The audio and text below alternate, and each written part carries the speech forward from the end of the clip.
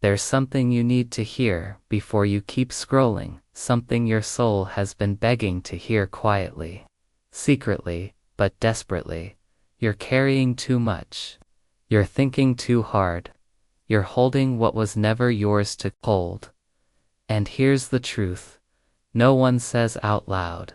Worry is killing your peace, not because the battle is too big, but because you've refused to surrender.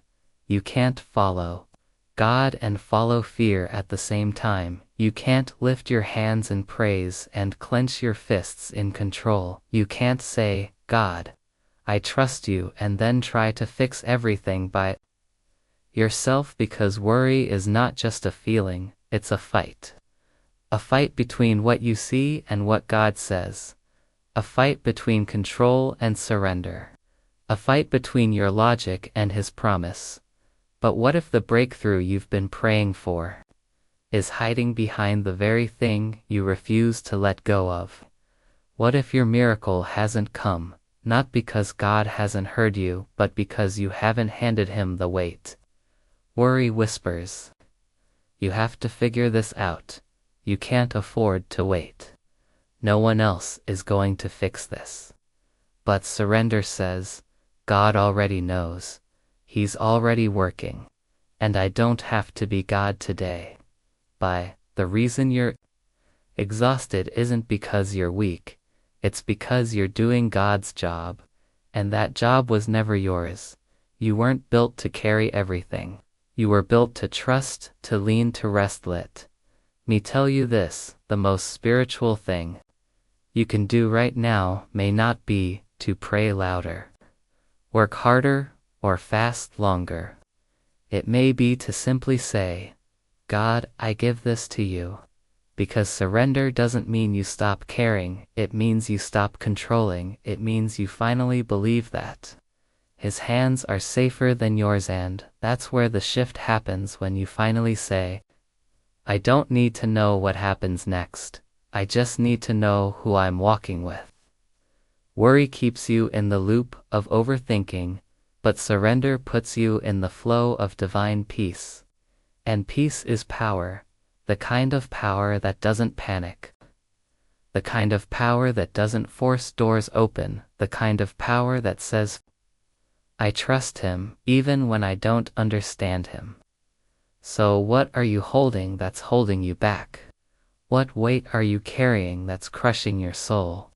What fear have you dressed up as responsibility? Because if God is really in control, then why are you still trying to be? You say you believe in God now, live like it, live like the outcome doesn't rest on your shoulders. Live like He's the provider, live like He's the planner, live like He's the waymaker. He promised to be. This is your moment, not to figure it all out, but to finally lay it all down, because the truth is this: worry is the enemy of surrender. And surrender is where your power begins. Maybe that's what's been so frustrating lately, not the storm, not the pressure, not even the waiting, but the silence. You've prayed, you've fasted, you've cried, you've begged, but heaven stayed quiet. And in that quiet, doubt began to speak. Maybe you're not doing enough. Maybe God isn't with you like you thought. Maybe you missed His voice.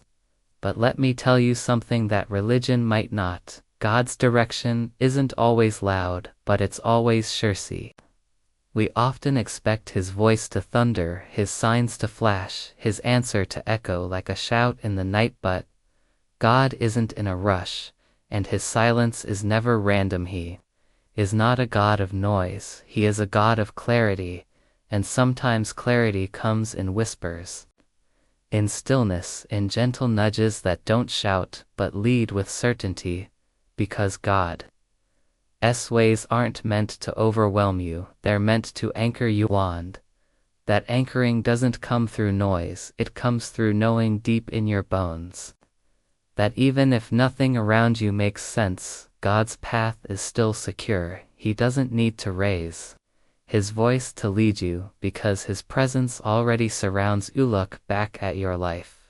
Some of the biggest shifts didn't happen when you heard Him clearly they happened when you followed quietly by faith, not by volume. It's in those silent seasons where God becomes your compass, not because He shouted, but because He whispered something deeper than words.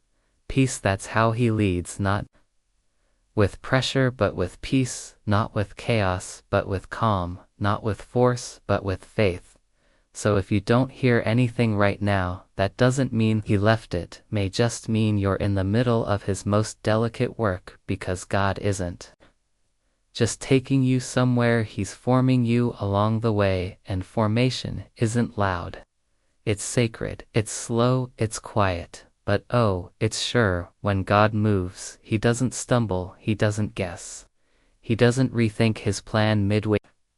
Not trying to get it right, He is right. That means even in the silence He's sure, even in the delay He's sure, even when you're second guessing yourself, He's still sure about you. So stop waiting for a shout, listen for the stillness, because that's where He speaks, that's where He leads, and when He leads, even if the path looks uncertain, the promise is not so today. If you feel lost, confused, directionless, don't chase noise, chase peace, because peace is proof of His presence, and His presence never lies. Trust the still voice, the gentle push, the divine pause, because it might not sound loud, but it's always sure. And maybe that stillness you're feeling isn't just God leading you, maybe it's God inviting you to finally let go. Because what if the reason you still feel stuck isn't because God isn't moving, but because you're still holding on to what He asked you to release? Letting go sounds like weakness, but it's the beginning of divine momentum. You see, we want movement without surrender. We want clarity without sacrifice. We want God to open new doors, while our hands are still clinging to the old ones. But here's the unfiltered truth: God doesn't push you forward until you let go of what's behind you. That pain you buried, that fear you managed, that disappointment you replay every night. You're still holding it, still trying to fix it, still trying to make sense of something God already called finished. And as long as your fists are closed, your future can't land, because God fills open hands, not clenched ones. Some of us are walking in circles, not because the path isn't clear, but because we refuse to drop what's keeping us stuck. Letting go isn't giving up, it's giving in to a God who knows more, sees more, and wants more for you than the thing you're trying to save you. Keep praying, God, move me forward, but He's waiting for you to drop what's behind, that anger, that timeline, that plan, that relationship, that identity that no longer fits the healed version of you. He's building. Letting go is not easy because it feels like death, but that's the mystery of God. He brings life through surrender. He multiplies what you're willing to release. Abraham didn't become the father of nations by holding on to his comfort. Moses didn't lead a nation by clinging to his fear. Even Jesus surrendered in the garden before victory came from the grave. And you're not too far, you're not too broken, you're not too late, but you are too heavy, not in soul, but in what you're trying to carry from a seasoned God already ended. Let it go, let it all go, because the moment you release it is the moment heaven begins to move it. And don't worry, what's meant for you doesn't leave when you let go, it only becomes clearer, because the fog of fear begins to lift, and faith finally starts to breathe. This is not about giving up, it's about getting free. This is not about losing something, it's about gaining God's direction. You've waited long enough, you've carried it far enough, you've cried deep enough. Is the moment to do the bravest thing your soul could ever do. Let go, and watch what God does next, because letting go isn't weakness, it's wisdom. It's not the end of your story, it's the beginning of motion. And until you let go, you can't go anywhere. And once you let go, once your hands finally opened, once your heart stopped fighting, you realized something deeper than ever before. You were never meant to carry all of this by yourself. You weren't designed for it. You weren't strong enough for it. And that's not your weakness. That's your divine wiring. Because from the beginning of time, God never built you to carry the weight alone, not the pressure.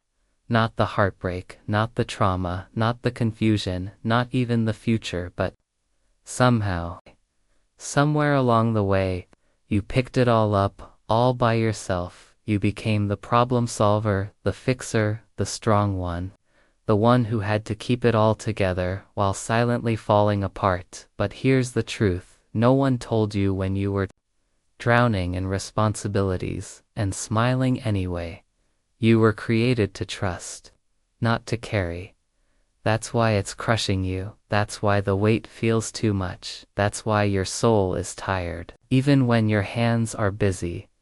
Because your soul was not built to carry burdens. It was built to rest in God's strength. Look around you. Even Jesus didn't walk alone. Even the Son of God surrounded himself with people. Even he paused.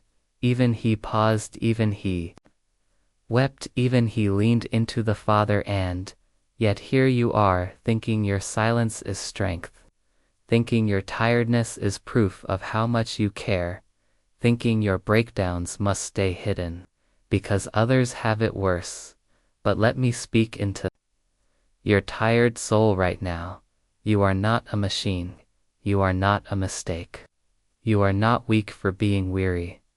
You are human, you are chosen, and you were created for connection, not isolation. God isn't asking you to be strong, he's asking you to be honest, to admit you're tired, to admit you're not okay, to admit that yes, you're carrying more than you were built for, because only when you lay it down can he pick it up. And yes, he will carry the weight you hide behind your smile. He will carry the shame you refuse to name. He will carry the future you can't predict, and he will carry you not because you earned it, but because he promised, because he's a father who carries his children, not a boss demanding performance. And here's the miracle in all of this: God never said you wouldn't feel pressure, but he did say you wouldn't face it alone. His strength is not a last resort. It's a daily invitation to walk lighter, to live freer, to breathe again. But you can't say, God, carry me, while you're still carrying everything. You've got to release the illusion that it's all on you. You've got to stop pretending you're fine when your soul is begging for rescue. We're never built to hold it all, because he already is. So today, stop holding what's not yours. Stop pretending you're okay just because you're functioning. Stop measuring your value by how well you hide your pain. Instead, lean into the arms of the one who already saw this moment coming, who already planned your way out, who already loves you at your weakest, who never asked you to carry it alone. You weren't built for the weight, you were built for the walk. The walk with him, the walk in trust, the walk where you don't have to know the plan, because you're walking with the one who wrote it. And that's where healing begins, not in pretending to be strong, but in finally saying, God, this is too much. Carry me, and he will. Because he always does. Because you were never meant to carry it alone. And now that you've let go, now that you've admitted the weight was never yours to carry, you find yourself in the most difficult chapter of all.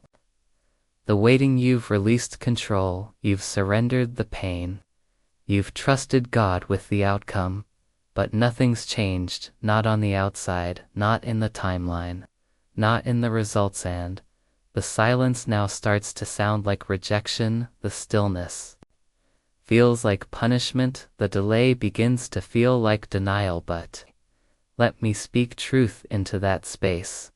God's delay is not a mistake, it's a strategy. His silence is not absence, it's preparation. His timing is not late, it's precise. See, God doesn't move on your calendar, He's not rushed by clocks, He's not pressured by comparison, He is not behind, He is building because, while you think nothing's happening, He's actually aligning everything. While you're questioning His pace, He's protecting your path while you're asking when. He's crafting why He sees what you don't, He knows what you can't. And He's moving pieces behind the curtain you can't even see yet. You are focused on the delay, but God is focused on development, because a blessing that's delivered too early becomes a burden, a door opened too soon can become a trap. So God waits, not because you're forgotten, but because you're not finished. He waits until your character can hold the calling.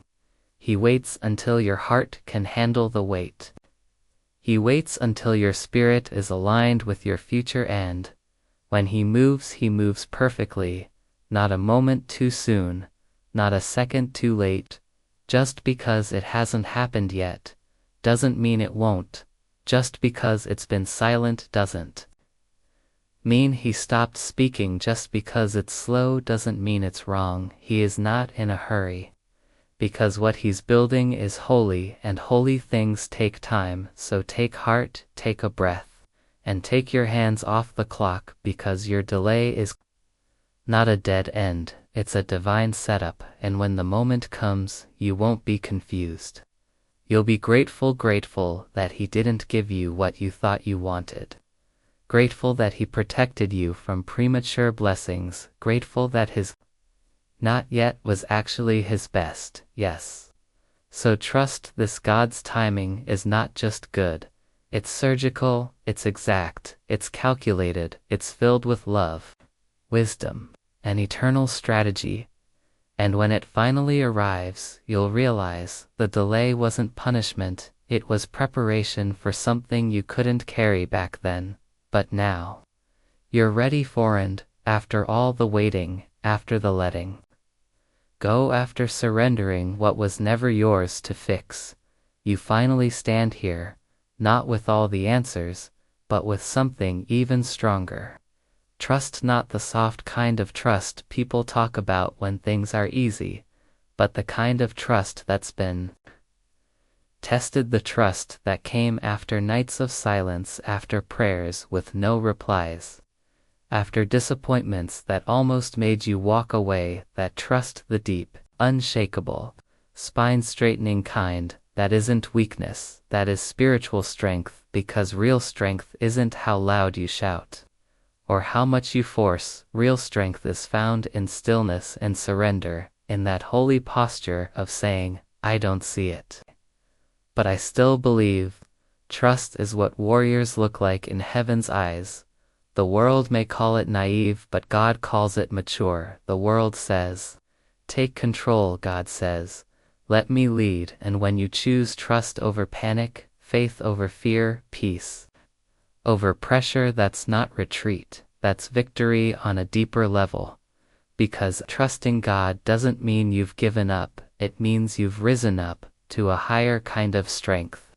The kind that doesn't shake when things go quiet, the kind that walks steady, even when the path disappears under your feet. It takes no strength to stress. Anyone can panic.